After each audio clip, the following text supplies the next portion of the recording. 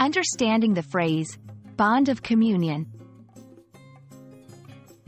Hello and welcome to today's English learning session. Today, we're going to explore a fascinating phrase, bond of communion. This phrase might sound complex, but by the end of this video, you'll understand its meaning and how to use it in your conversations and writings. Let's dive in.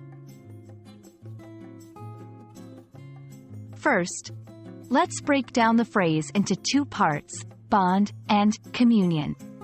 The word bond refers to a connection or a link that unites people. It's like an invisible thread that ties individuals together. On the other hand, communion typically means sharing or exchanging thoughts and feelings, often on a deep and intimate level. When we combine these words, we start to see a clearer picture. So, what does bond of communion mean? It's a phrase that describes a deep and meaningful connection between people, characterized by shared understanding and emotional closeness. Think of it like a special kind of friendship or relationship where people are not just connected, they share parts of their inner selves with each other. This bond is often found in close friendships, family relationships, or spiritual communities. Now, let's see how to use bond of communion in sentences.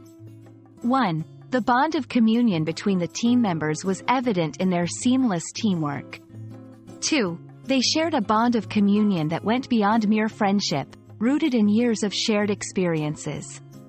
3. The spiritual leader emphasized the importance of developing a bond of communion within the community.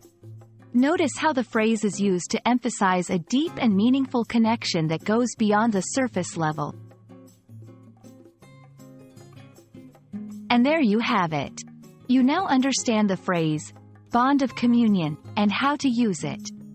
It's a beautiful expression that captures the essence of deep, meaningful connections between people. I hope this video has been enlightening and will help you in your journey of mastering the English language. Thank you for watching, and see you in the next session.